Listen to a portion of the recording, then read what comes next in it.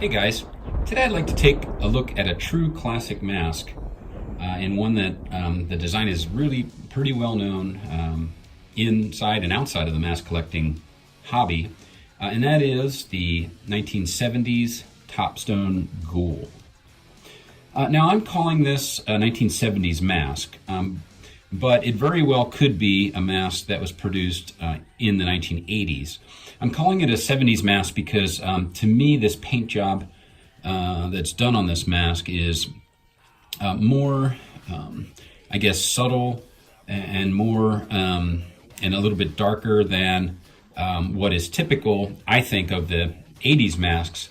And we'll take a look here at the 1989 catalog and sort of show you the bright, bold application of paint that seems to be on the masks here in the what's called the 1350 assortment on the masks in the 80s.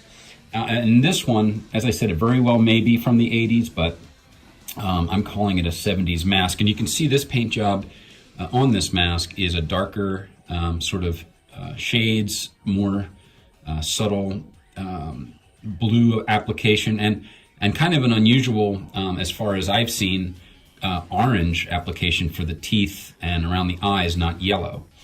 And so, as I said, this is a classic design. It's very well known, and it really, as are most of the Topstone masks, it really has that vintage Halloween look to it. It just, to me, it evokes the memory of Halloween as a kid, and just being able to afford the inexpensive masks like this. They were, in the $1 to $2 range, and really have that old time creepy feeling to them. And now this Ghoul, the earliest catalog ad that I can see with this mask is this 1970 catalog, and it's part of the deluxe over-the-top masks.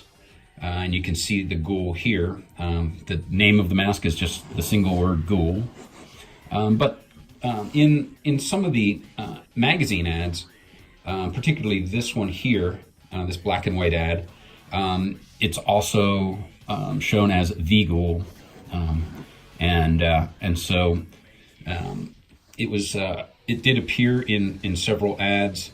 Here's another one from Famous Monsters, black and white ad, and this one, as are some of the other photos here. They are Ray Castillo's photos. He is one of the, if not the, expert on Topstone masks, so I'm sure he could tell you a lot more about this design than I can. But and here's a close-up of that Famous Monsters ad as well, where you can see some more detail on that illustration. And so this also was one of the masks that I believe the masters were located in, and some additional copies were created in more recent years, thicker copies that would have more of the original sculpt shape in them. So this particular mask, this particular copy, is just in really remarkable condition, I think. It has no issues whatsoever, and it appears to be just as soft as the day it was made, just tissue thin, of course, as are all of the Topstone masks of this era. But there is no damage, there is no hardening. It is just a really great copy, and I'm really happy to be able to have one in this condition in my collection. It's just displays super well. It's just very cool looking. And this design sort of inspired some other masks, and there are a few that are obviously inspired by the Ghoul. One of them, which actually was pointed out to me in the Collection Corner thread on the Halloween Mask Association, I believe it was by Maskahuna there, is the Don Post Dr. DOA. And now here's a photo from the catalog from Pete's great website at the Devil's Workshop. Thanks, Pete. This mask was available from Don Post, as far as I know, from in 2011, and then in the final year in 2012. And you can see a resemblance, a definite, in my opinion, inspiration of Topstone Ghoul in this mask design from Don Post.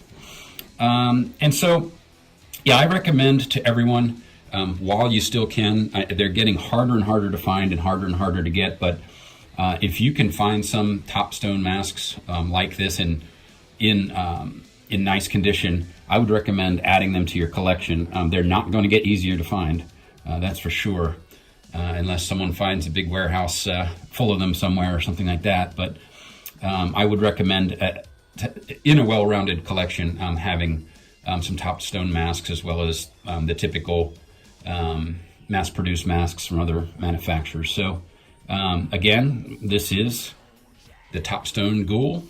And as always, thanks for watching, guys. We'll see you next time.